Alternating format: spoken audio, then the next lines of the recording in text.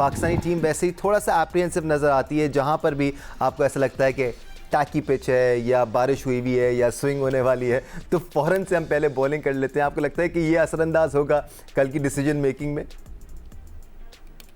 जी, क्योंकि पाकिस्तान के पास ऐसा ऑप्शन नहीं है फास्ट बॉलिंग के, और अगर पिच के अंदर थोड़ा सा भी जूस मौजूद होता है तो पाकिस्तान तो एक ही फास्ट बॉलर से खेल रहा है, और फहीम अशरफ को भी इसलिए वो एक ओवर करा दिया क्योंकि हम कह रहे थे, तो उन्होंने कहा यार चलो एक ओवर तो कराए इसको।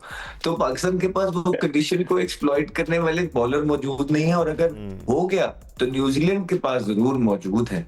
ये आप बात याद रखें। दूसरी बात आप ये देखें कि आपने ना मैच जब जीतते हैं ना दानिश भाई दूसरी ऑपोजिशन से, तो you got to match their attributes. आपको वहां की चीजें मैच करनी है और फायर पावर भी तो मैच करनी है ना। अब आप देखें तो उनके ओपनर्स देखें और उनकी पावर देखें, और हमारी साइड ज्यादा बना, चलो ठीक है। तीसरा चौथे पे उनके फिलिप्स आते हैं, फिलिप्स। आप बाबर आजम के साथ आज के मैच में भी या अगले मैच में जाना पसंद करेंगे, ये एक बहुत बड़ा क्वेश्चन है। अहमद, ज्यादा नहीं, 185 का स्ट्राइक रेट है फिलिप्स का। जी, तो आप हमने तो यही सुना है कि आपने जो है ना टीम के जो एट्रीब्यूट्स है वो मैच कर रहे थे, मैच फायर टू फायर। अब अगर बाबर आजम को आप दोबारा से चांस देने का सोच रहे हैं विद दिस कॉन्फिडेंस जो उनके अंदर है नंबर 4 के ऊपर, तो मेरा नहीं ख्याल है कि ये कोई टीम के साथ भी कोई सेम बात है, मुल्क के साथ भी कोई सेम बात है। और देखें जहां तक रही है, कुछ लोग बोल रहे हैं कि उनको ऊपर ले जाए, उनका अपना ओपिनियन होगा, लेकिन उनको ये बात याद होनी चाहिए कि वो ऊपर से नीचे आए ही परफॉर्मेंस की वजह से थे। उनसे नंबर 1 पे पोजीशन पे परफॉर्मेंस नहीं हो रही थी, फिर इसी वजह से हमने कोशिश की कि कोई यंगस्टर एडजस्ट हो जाए और साइन की जगह बनाने की कोशिश की, और साइन को लेके आए इसीलिए क्योंकि बाबर से परफॉर्मेंस। फिर नंबर 3 पे भी उनको मौके दिए गए, उन्होंने आके शुरू के अंदर अच्छा खेला, लेकिन जब उनकी फॉर्म चली गई वो बिल्कुल परफॉर्मेंस नहीं कर पा रहे थे और स्ट्रगल कर रहे थे। उसी की वजह से तो लोगों ने कहा कि आप उनको ड्रॉप कर दे, निकाल दे। लेकिन ये मैनेजमेंट जो है उनको नंबर 4 पे लेके गई है श्रीलंका में कि वो कंसोलिडेट करेंगे। अब ना तो वो कंसोलिडेट कर पा रहे हैं, ना ही उस तरह की ऐसी कंडीशंस आ रही हैं। पहले 2 मैचेस के अंदर परफेक्ट बैटिंग पोजीशन थे, आप सिचुएशन थी तो वहां पे स्कोर बनाने थे, लेकिन आपके पास फिलिप जैसा कोई जिसका 180-85 का स्ट्राइक रेट और नंबर 4 पे वो मौजूद नहीं है। अब भारत के खिलाफ इस तरह का मैच था कि उनकी जरूरत थी, जल्दी आउट हुए हुए थे, कि जिसलिए उनको रखा है कि वो लंबा जाए, उन्होंने लात रख के टाइमो टाइम मार दी। अब इस तरह तो आप आगे नहीं जा सकते पाकिस्तान की टीम के साथ कि आपके जो जिसलिए आप लेके गए हुए हैं ना तो उस तरह की कंडीशन मिल रही है और ना ही आपका प्लेयर उस तरह खेल रहा है। तो बेहतर है कि आप उनके साथ भी ज्यादती ना करें और आप मुल्क के साथ भी ज्यादती ना करें। आप जबरदस्ती ना करें कि एक प्लेयर को एडजस्ट करने के चक्करों में या उसके लिए आप पूरी की पूरी अपनी वर्ल्ड कप की कैंपेन जो है वो इस तरह की जो है ना कंट्रोवर्शियल कर दें। सो बराए मेहरबानी ये चीज ने देखनी है पाकिस्तान क्रिकेट टीम ने कि बेहतर है कि आप फखर को ले आए। पहले आप ये कहते थे कि आपके पास बेंच मौजूद नहीं है, लेकिन अभी तो आपके पास बेंच भी मौजूद है, फखर जमान भी मौजूद है, उनका लेफ्ट आर्म स्पिनर भी बॉलिंग करता है, फखर लेफ्टी खेलते भी हैं, फखर ने न्यूजीलैंड के खिलाफ अच्छी बैटिंग करके दिखाई भी हुई है। सो बहुत ज्यादा प्लस पॉइंट्स हैं फखर जमान के न्यूजीलैंड के अगेंस्ट, और आपको नंबर 4 पे उसको खिलाना चाहिए। ओके, अगेन पाकिस्तान के इश्यूज पर हम वक्तन फवक्तन बात करते आए हैं, चेंजेस पर, प्लेइंग 11 पर, क्या आइडियल कॉम्बिनेशन होना चाहिए, क्या बैटिंग ऑर्डर होना चाहिए। I bring you back to the batting performances from New Zealand, Rashid Latif साहब, क्योंकि एक तरफ जहां उनके पेसर्स का ये एक खौफ है, ख़ासतौर पे सीमिंग कंडीशंस में या जहां मूव हो रहा है बॉल, वहां उनके बैटर्स जिस स्ट्राइक रेट से खेलते हैं और जिस पॉजिटिव अंदाज में बैट करते हैं वो वाकई में फ्राइटनिंग है। Let's have the stats for the batters from New Zealand. Rashid भाई, ग्लेन फिलिप्स 119 रन बनाए हैं 185 के स्ट्राइक रेट से। टिम साइफर्ड और फिन एलन ओपन करते हैं इनिंग्स, दोनों ने अच्छे रन बनाए, एक ने 173, एक ने 137, एक 167 के स्ट्राइक रेट से खेल रहा है और एक 177 के स्ट्राइक रेट से खेल रहा है।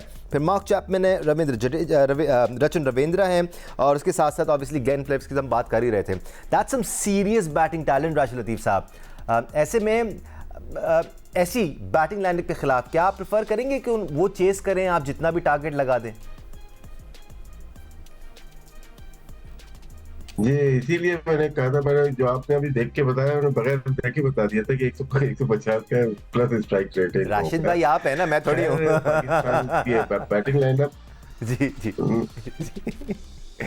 इस बहस की मजाक कर रहा था। अच्छा, मैं भी इसमें जो बैटिंग जो लाइनअप आपने बताई है, सबसे सबसे कमाल जो चीज है इनकी पावर प्ले है। पावर प्ले का अगर हम इसको अलग करेंगे ना, उसमें बेस्ट पावर प्ले में बैटिंग जो की गई है वो न्यूजीलैंड के बैट्समैन ने की है। फिन एलन है और चांस भी देते हैं, लेकिन जब चांस अगर नहीं दिया और ये मैच को बिल्कुल 6 ओवर में डिसाइड कर देते हैं, टीम साइफर्ट हो जाए, फिन एलन हो जाए, उसके बाद आने वाले रचिन रविंद्र थोड़ा सा एग्जीक्यूट करते हैं गेम को, लंबी इनिंग करते हैं, बिल्ड करते हैं इनिंग तो, लेकिन वो भी गुड लेफ्ट हैं जो कि अच्छे स्वीप और रिवर्स स्वीप, बहुत पावरफुल प्लेयर है। स्पिनर्स को छक्के खड़े खड़े मार सकते हैं, वो नहीं रीड करते, वो पाँव रख के पावरफुल प्लेयर है। उनके फोआर्म बहुत टाइट है, अच्छे हैं, अच्छी स्विंग करते हैं, जिसको कल हम बात कर रहे थे स्लोगर और पावर हिटर की, ये मिक्स है दोनों का। फिर उसके बाद डैरल मिचेल आते हैं, गेम को आखिर तक फिनिश करने की सलाहियत रखते हैं। चैपमैन है, चैपमैन को देखे हुए हैं अपने लेफ्ट हैंडर, तो इनकी पूरी बैटिंग लाइनअप बहुत ही ज्यादा रिलायबल है। उसके बाद सिक्कू भाई ने बात की थी, कोल मैक्चुअन ऐसी नाम है उसका, ऑफ स्पिनर और लेफ्ट हैंडर बैट्समैन है। वो शायद ट्राई करेंगे पाकिस्तान के खिलाफ, क्योंकि बीच में हमारे लेफ्ट हैंडर्स हैं। अगर हम फखर को खिलाते हैं या साइम अयूब लंबी इनिंग खेलते हैं, तो वो ऑफ स्पिनर को शायद बीच में लेके आएंगे। वो भी अच्छे बैट्समैन, बहुत अच्छे हैं, वो भी हमारे खिलाफ भी अच्छी बैटिंग कर चुके हैं एक आध वनडे में। तो उनकी बैटिंग तो ये नजर आ रही है कि बहुत, अगर मिचेल सेंटनर हैं, अगर अनफिट नहीं है, खेलते हैं, वो भी बहुत अच्छी हिटिंग करते हैं नीचे डाउन द ऑर्डर आके। तो बैटिंग तो इनकी हो गई। हमने बैटिंग की बात पहले भी यही की थी कि इनकी बैटिंग बहुत सॉलिड है, लेकिन इनका इशू अगर स्विंग नहीं हुई, जो बात कर रहे थे आमिर, स्विंग पे हमें थोड़ा सा स्ट्रगल करते हैं। उनकी बॉलिंग थोड़ी सी ऐसी है कि हम उनके खिलाफ चेज कर सकते हैं। सिक्कू भाई आपका क्या तजिया है इनकी बैटिंग लाइनअप पर? बिकॉज आप देखें साउथ अफ्रीका के खिलाफ ये जो मैच हारे हैं उसमें मार्को यानसन ने 4 विकेट्स हासिल की थी। सो अगेन अर्ली ऑन आपके लिए विकेट्स लेना ज़रूरी है। फिर मिड स्टेजेस में महाराज ने ग्लेन फिलिप्स को आउट किया था, वहाँ आप स्पिन का जाल बिछा के इनको तंग कर सकते हैं। It's about how you can play games and convert the situation in your own favor. वही देखना है। देखें वो जिस तरह भी उनके सीमर की बात हुई है ना, कि उनके सीमर हमें तंग करेंगे, तो हमारे स्पिनर्स के बारे में वो ये सोच रहे होंगे, इसलिए कि उनको पता है कि हमारे एक साइड से तो वो मिर्ज़ा है, मिर्ज़ा बेचारा भी नया है, वो इतना एक्सपीरियंस नहीं है। जो सबसे ज़्यादा हमें सेटबैक हुआ है ना, वो शाहीन की जो फिटनेस है उसका सेटबैक है। अगर वो एक्सपीरियंस एक बॉलर होता है ना, तो लोगों के दिल में थोड़ा सा होता है खौफ कि यार ये एक्सपीरियंस है। तो मिर्ज़ा थोड़ा सा इनएक्सपीरियंस है, और फहीम का तो आपको पता है। तो हमारे स्पिनर्स का जो बैट है ना, वो जो प्रेशर डालेंगे ना, वो बड़ा इंपॉर्टेंट है उनके ऊपर। तो वो उसके लिहाज से बात करेंगे। मगर मैं फिर रिक्वेस्ट करूंगा आगा से कि भाई उस्मान तारिक को बीच में आके शुरू में ओवर, क्या ज़रूरी है कि 10 ओवर के बाद गलत बंदे से रिक्वेस्ट कर रहे हैं आप। हाँ, ये भी सही करो। सॉरी माइक हसन साहब, प्लीज़ मैं आपसे रिक्वेस्ट कर रहा हूँ कि आप जरा अपनी स्ट्रेटेजी चेंज कर लें। इंग्लिश में सिक्कू भाई, इंग्लिश में उसको समझ में आना शुरू हो गई है। आई एम श्योर उसको बता दे, Mike will you please change your strategy, try to bowl Usman Tariq first 2 overs and then in the end not try to hold him the last 18th or the 19th over. Please, this is a request. No mate, we have a plan ready. We're not going to listen to you. If it's a techie, it's a techie